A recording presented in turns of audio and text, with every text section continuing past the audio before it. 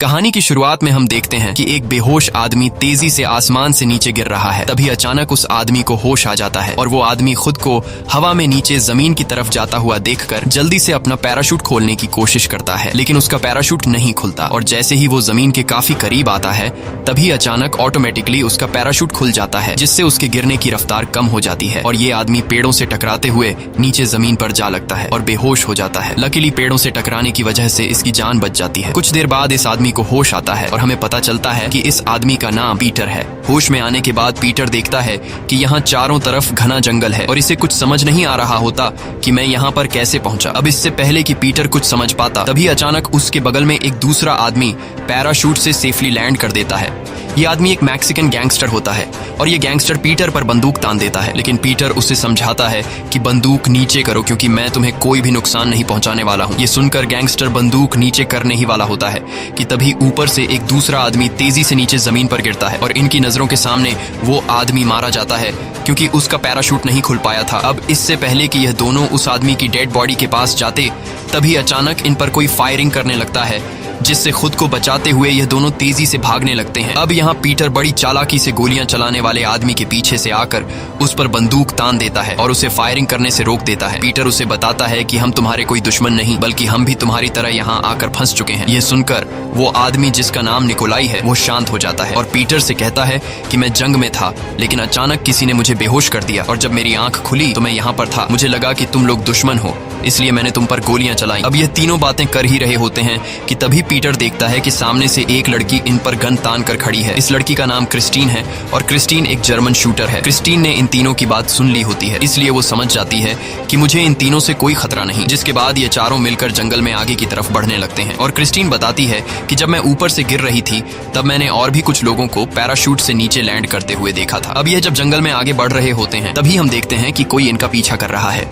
और ये एक जापानीज होता है। अब यहाँ जापानीज अपने जूते उतार देता है और हल्के कदमों से उनका पीछा करने लगता है ताकि उनको उसके पैरों की आवाज सुनाई न दे। और आगे चलने वाले तीन लोगों को इस बात की खबर बिल्कुल भी नहीं होती कि कोई इनका पीछा कर रहा है। कुछ दूर आगे जाने के बाद इनको दो और लोग मिलते हैं जो आपस में लड़ रहे होते हैं और इन लोगों को देखकर यह दोनों आपस में लड़ना बंद कर देते हैं और बाकी लोगों की टीम में शामिल हो जाते हैं। तभी उन्हें कुछ दूरी पर किसी आदमी के चिल्लाने की आवाज सुनाई देती है और जब यह लोग उस जगह पर पहुंचते हैं तो यह लोग देखते हैं कि एक आदमी का पैराशूट ऊपर पेड़ में फंस चुका है, जिस वजह से यह आदमी उल्टा लटका हुआ है। अब यहाँ पीटर गोली से पैराशूट की रस्सी तोड़कर उस आदमी को नीचे गिरा देता है और उससे पूछता है कि तुम कौन हो। तब वो आदमी बताता है कि मेरा नाम स्टीव है और मैं एक डॉक्टर हूँ। अब यहाँ किसी को भी पता नहीं होता कि यह कौन सी जगह है और किसी को भी इस जंगल से बाहर निकलने का रास्ता मालूम नहीं था, इसलिए यह सभी लोग मिलकर इस जंगल से बाहर निकलने का रास्ता ढूंढने लगते हैं। साथ ही वो जापानीज आदमी भी इनकी टीम में शामिल हो जाता है। कुछ दूर आगे जाने के बाद इन्हें एक जगह पर ढेर सारी इंसानों की खोपड़ियां नजर आती हैं, जिसे देखकर यह सभी लोग बहुत ज्यादा घबरा जाते हैं और समझ जाते हैं कि यह जंगल बहुत ही ज्यादा खतरनाक है,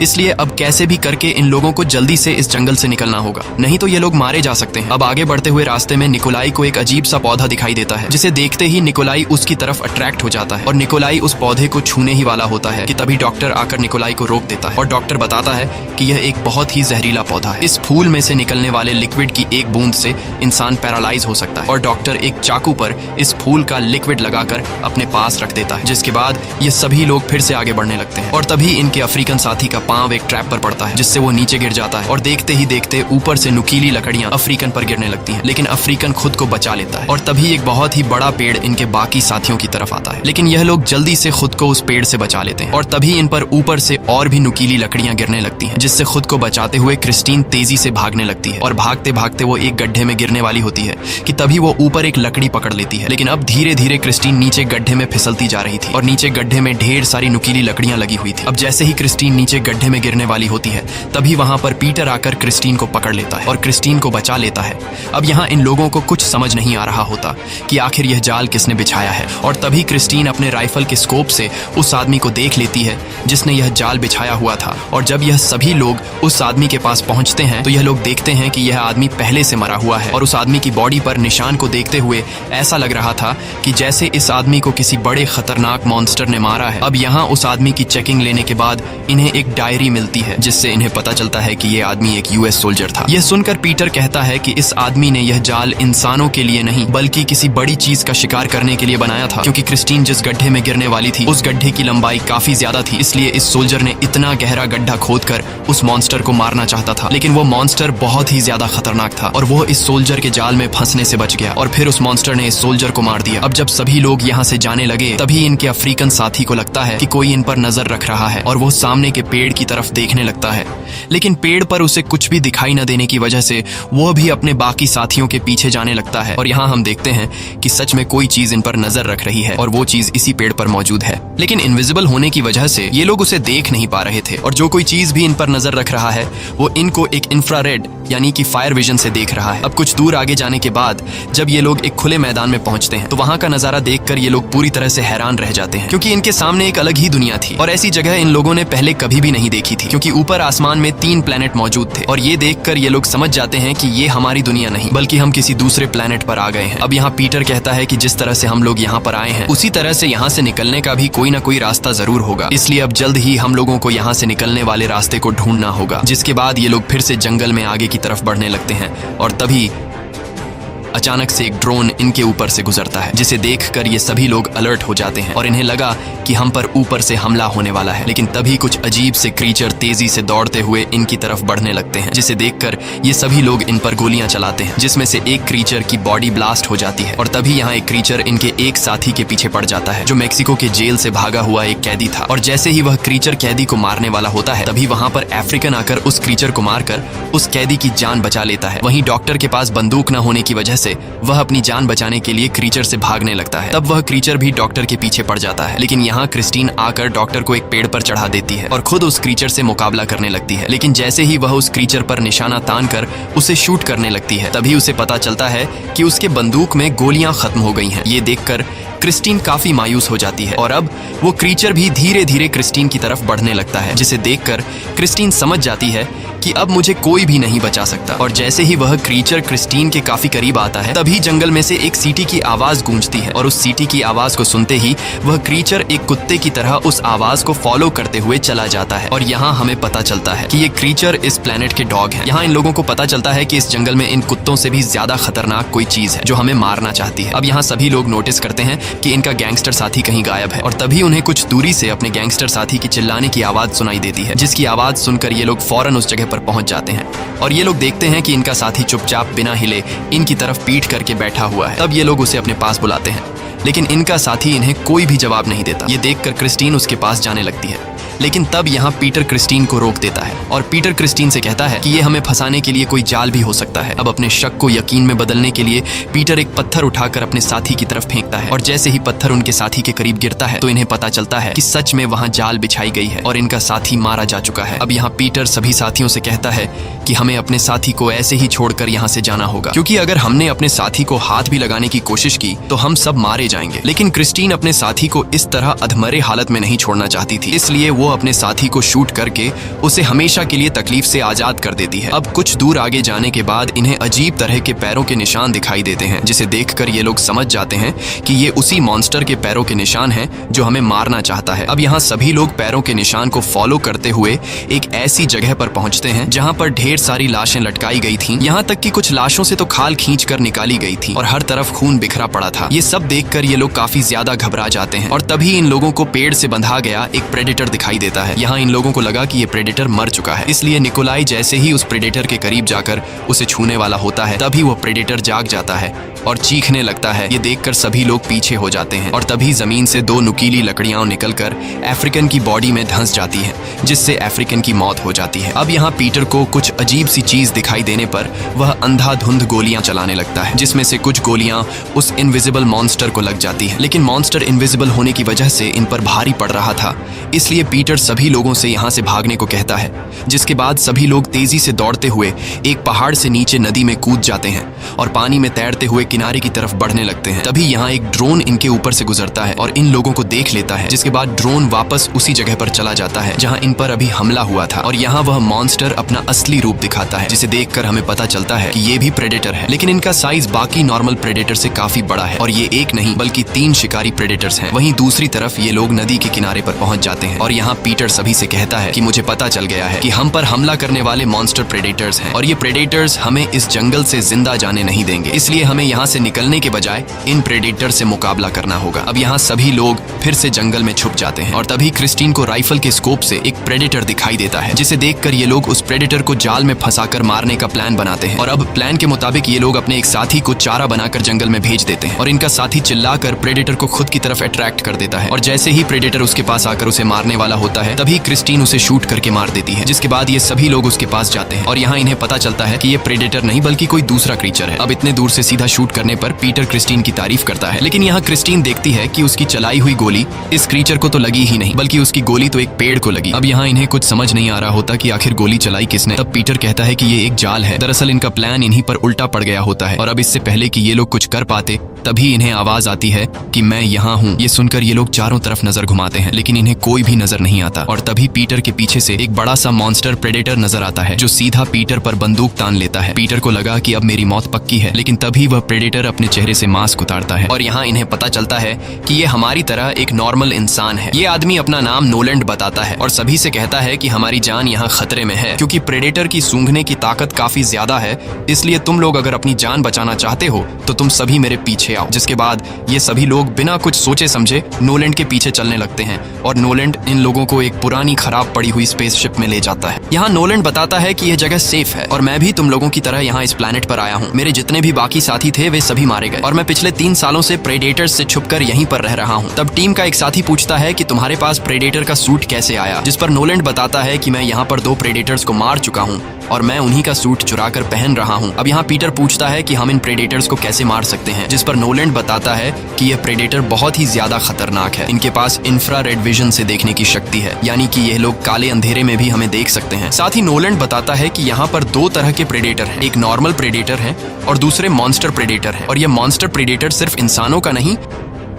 बल्कि नॉर्मल प्रेडेटर का भी शिकार करते हैं। ये सुनकर पीटर समझ जाता है कि पेड़ के साथ जो प्रेडेटर बांधा गया था वह एक नॉर्मल प्रेडेटर था। यहाँ नोलैंड बताता है कि मैं पिछले कई सालों से यहाँ से निकलने का रास्ता ढूंढ रहा हूँ, लेकिन आज तक मुझे कोई भी इस प्लेनेट से बाहर निकलने का रास्ता नहीं मिला। तब पीटर कहता है कि एक रास्ता है, अगर हम इन प्रेडेटर का स्पेसशिप चुरा लें तो हम स्पेसशिप के जरिए इस प्लेनेट से अपने प्लेनेट पर जा सकते हैं। जिस पर नोलैंड कहता है कि स्पेसशिप तो हम लोग चुरा लेंगे, लेकिन हम में से किसी को भी प्रेडेटर का स्पेसशिप उड़ाना नहीं आता। ये कहकर नोलैंड सो जाता है। अब यहाँ पीटर क्रिस्टीन के पास आता है और उससे कहता है कि हमें किसी भी तरह करके प्रेडेटर का शिप चुराना होगा, और रही बात शिप को उड़ाने की तो हम बाहर जंगल में पेड़ के साथ बांधे गए गुलाम प्रेडेटर को आजाद कर देंगे और बदले में उससे शिप उड़ाने में मदद मांगेंगे। अब यह दोनों बातें कर ही रहे होते हैं कि तभी रूम के अंदर धुआं होने लगता है और धीरे धीरे पूरा कमरा धुएं से भरने लगता है और यह धुआं कोई और नहीं बल्कि नोलैंड कर रहा था। दरअसल नोलैंड इन सभी लोगों को बेहोश करके इनका खाना और हथियार चुराना चाहता था और अब यह सभी लोग यहाँ से बाहर निकलने के लिए शिप का दरवाजा खोलने की कोशिश करते हैं, लेकिन दरवाजा नोलैंड ने बाहर से लॉक किया था और अब दरवाजा न खुलने पर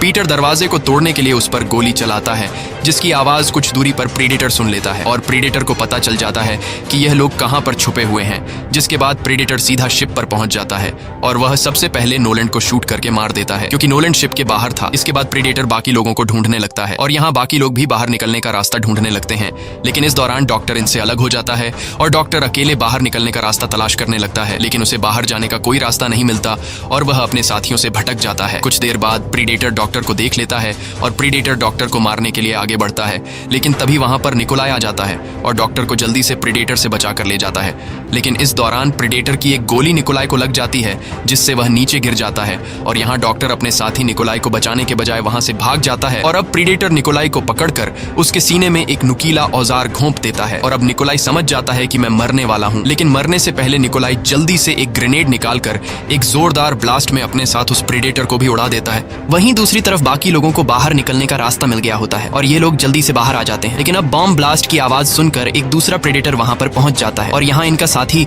जो मेक्सिको की जेल से भागा हुआ होता है वह काफी खुश होता है, क्योंकि उसे लगा कि उसकी जान बच गई, इसलिए वह खुशी से चिल्लाने लगता है। लेकिन तभी पीछे से एक प्रेडेटर उसे शूट करके नीचे गिरा देता है और अब वह प्रेडेटर इनके सामने आकर पीटर के माथे पर निशाना लगा देता है और जैसे ही वह प्रेडेटर पीटर को मारने वाला होता है तभी पीछे से कैदी एक चाकू से प्रेडेटर पर कई वार करता है, लेकिन चाकू के वार से प्रेडेटर को कुछ ज्यादा फर्क नहीं पड़ता और प्रेडेटर कैदी को उठाकर जमीन पर पटक देता है। अब मौके का फायदा उठाते हुए ये सभी लोग वहां से भाग जाते हैं और यहाँ प्रेडेटर बड़ी बेरहमी से कैदी को मार डालता है, जिसके बाद वह प्रेडेटर बाकी लोगों के पैरों के निशान को फॉलो करते हुए उनके पीछे जाने लगता है। यहाँ बाकी लोग भागते हुए एक घास के मैदान में आते हैं और तभी इनके जापानीज साथी को पता चलता है कि प्रेडेटर अभी भी इनका पीछा कर रहा है। अब उस प्रेडेटर को रोकने के लिए जापानीज अपने साथियों को जाने के लिए कहता है और खुद प्रेडेटर से लड़ने का फैसला कर लेता है, जिसके बाद बाकी बचे लोग वहां से भाग जाते हैं और तभी वहां पर मॉन्स्टर प्रेडेटर जापानीज के सामने आता है। अब यहाँ जापानीज अपना तलवार निकालता है और हमें पता चलता है कि ये जापानीज जापान की सबसे बड़ी गैंग याकुजा का लीडर है। इसके बाद प्रेडेटर और जापानीज के बीच फाइट शुरू हो जाती है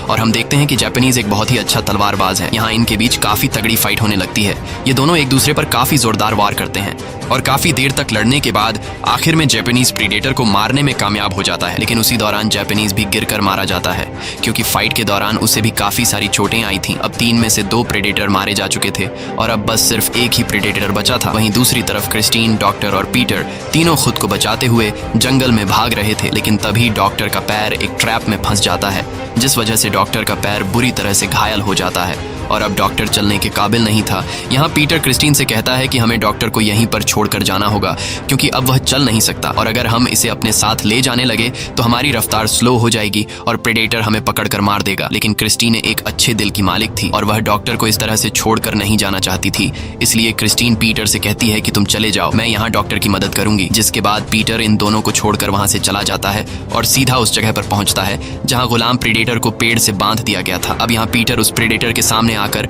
उससे कहता है कि मैं तुम्हें आजाद कर दूंगा, लेकिन बदले में तुम्हें मुझे स्पेसशिप से मेरे प्लेनेट पर भेजना होगा। ये प्रेडेटर इंसानों की लैंग्वेज समझ सकता था, इसलिए वह सिर को हिलाकर हाँ में इशारा करता है, जिसके बाद पीटर उस प्रेडेटर के हाथ पैर खोल देता है और प्रेडेटर पूरी तरह से आजाद हो जाता है। यहाँ प्रेडेटर पीटर से काफी खुश हो जाता है और वह जल्दी से अपने हाथ का शील्ड पहनकर रिमोट से हमारे प्लेनेट का लोकेशन सेट कर लेता है और स्पेसशिप को स्टार्ट कर देता है और अब स्पेसशिप हमारे प्लेनेट पर आने के लिए तैयार था। वहीं दूसरी तरफ क्रिस्टीन डॉक्टर को सहारा देकर ले जा रही होती है कि तभी अचानक यह दोनों एक जाल में फंस जाते हैं और यह जाल मॉन्स्टर प्रेडेटर ने बिछाया होता है। तभी मॉन्स्टर प्रेडेटर आकर ये दोनों जिस जाल में फंसे हुए थे उस जाल को मॉन्स्टर प्रेडेटर एक गड्ढे में फेंक देता है। इसके बाद मॉन्स्टर प्रेडेटर उस जगह पर आता है जहां पर पीटर ने गुलाम प्रेडेटर को आजाद किया था और जब गुलाम प्रेडेटर मॉन्स्टर प्रेडेटर को देखता है तो इनके बीच फाइट शुरू हो जाती है और मौके का फायदा उठाते हुए पीटर जल्दी से स्टार्ट की गई स्पेसशिप की तरफ जाने लगता है और यहाँ मॉन्स्टर प्रेडेटर और गुलाम प्रेडेटर के बीच काफी तगड़ी फाइट होने लगती है। वहीं दूसरी तरफ पीटर स्पेसशिप तक पहुंच जाता है और कुछ ही देर बाद स्पेसशिप हवा में उड़ने लगती है, जिसकी आवाज सुनकर गड्ढे में मौजूद डॉक्टर और क्रिस्टीन समझ जाते हैं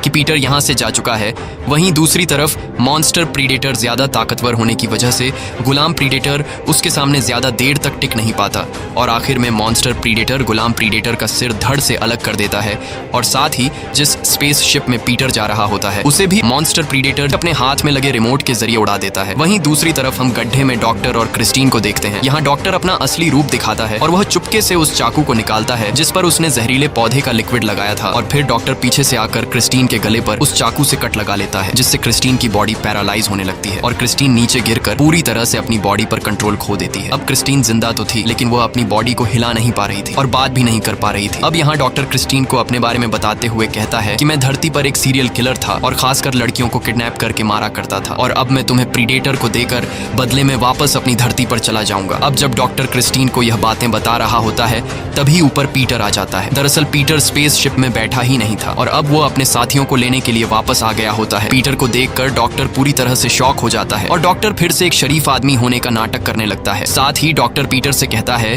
कि क्रिस्टीन की यह हालत मॉन्स्टर प्रेडेटर ने की है। अब यहाँ क्रिस्टीन पीटर को डॉक्टर की सारी सच्चाई बताना चाहती थी लेकिन पैरालाइज होने की वजह से वो कुछ बोल नहीं पाती। इसके बाद पीटर डॉक्टर और क्रिस्टीन को पकड़कर गड्ढे से बाहर निकाल लेता है और पीटर क्रिस्टीन के पास आकर क्रिस्टीन से कहता है कि परेशान मत हो, हम लोग जल्द ही यहाँ से निकल जाएंगे। अब जब पीटर क्रिस्टीन से बातें कर रहा होता है तभी पीछे से डॉक्टर आकर पीटर को भी उसी चाकू से मारने ही वाला होता है कि तभी पीटर डॉक्टर के इरादों को समझ जाता है और पीटर डॉक्टर के चाकू को उसी के गले में घोंप लेता है। और यहाँ हमें पता चलता है कि जब गड्ढे में डॉक्टर क्रिस्टीन को अपनी सच्चाई बता रहा था तब पीटर ने डॉक्टर की सारी बातें सुन ली थी। इसके बाद पीटर डॉक्टर की बॉडी को घसीट कर मॉन्स्टर प्रेडेटर की जगह पर लेकर जाता है और डॉक्टर की बॉडी के चारों तरफ गन पाउडर डाल देता है। दरअसल ये मॉन्स्टर प्रेडेटर के लिए एक जाल होता है और साथ ही पीटर को पता चल गया होता है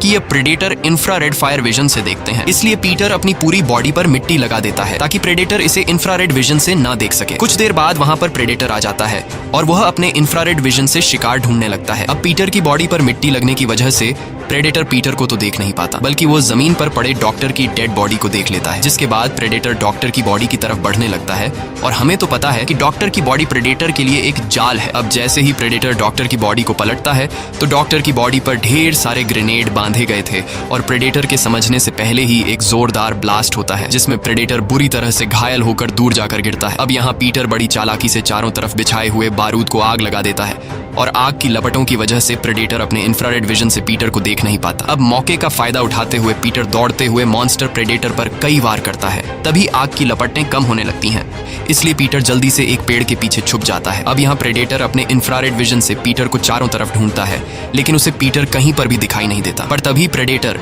अपने इंफ्रारेड विजन से दरख्त के पीछे पीटर के जोर जोर से धड़कते हुए दिल की धड़कन सुन लेता है और प्रेडेटर समझ जाता है कि पीटर कहाँ पर छुपा है। अब जैसे ही प्रेडेटर पीटर पर फायर करने वाला होता है तब पीटर समझ जाता है कि प्रेडेटर को मेरी लोकेशन का पता चल चुका है, इसलिए जल्द ही पीटर कूदकर खुद को फायर से बचा लेता है। इसके बाद प्रेडेटर आकर पीटर को मारता है और उसे उठाकर दूर फेंक देता है। वहीं क्रिस्टीन की बॉडी भी अब नॉर्मल होने लगी थी और वो रेंगते हुए अपने राइफल के पास पहुंच जाती है। यहाँ प्रेडेटर अपने हाथ से एक नुकीला औजार निकालकर पीटर को मारने ही वाला होता है कि तभी क्रिस्टीन प्रेडेटर को शूट कर लेती है, जिससे प्रेडेटर के सीने से खून निकलने लगता है। ये देखकर प्रेडेटर गुस्से में क्रिस्टीन की तरफ एक नुकीला औजार फेंकता है जो क्रिस्टीन के कंधे में लगता है। अब यहाँ प्रेडेटर को गोली लगने की वजह से वो काफी कमजोर हो गया होता है और मौके का फायदा उठाते हुए पीटर जल्दी से एक कुल्हाड़ी उठाकर सबसे पहले प्रेडेटर का वो बाजू काट लेता है जिस पर स्पेसशिप का रिमोट लगा हुआ था और आखिर में पीटर एक जोरदार वार से प्रेडेटर का सिर धड़ से अलग कर देता है। इसके बाद पीटर क्रिस्टीन के पास आता है और कुछ देर के लिए यह दोनों आराम करते हैं और अगली सुबह जब ये दोनों ऊपर आसमान की तरफ देखते हैं तो इन्हें आसमान में कई पैराशूट दिखाई देते हैं, जिसका मतलब कि अब फिर से मौत का खेल शुरू हो गया है। अब यहाँ पीटर क्रिस्टीन को अपने साथ ले जाने लगता है और उससे कहता है कि मुझे घर जाने का रास्ता पता चल गया है। दरअसल पीटर के पास अब मॉन्स्टर प्रेडेटर के हाथ का रिमोट होता है जिससे ये दोनों वापस अपने धरती पर आ सकते हैं। इसी के साथ ये कहानी खत्म हो जाती है। अगर आपको ये वीडियो अच्छी लगी हो तो हमारे चैनल को सब्सक्राइब और वीडियो को लाइक जरूर कीजिएगा।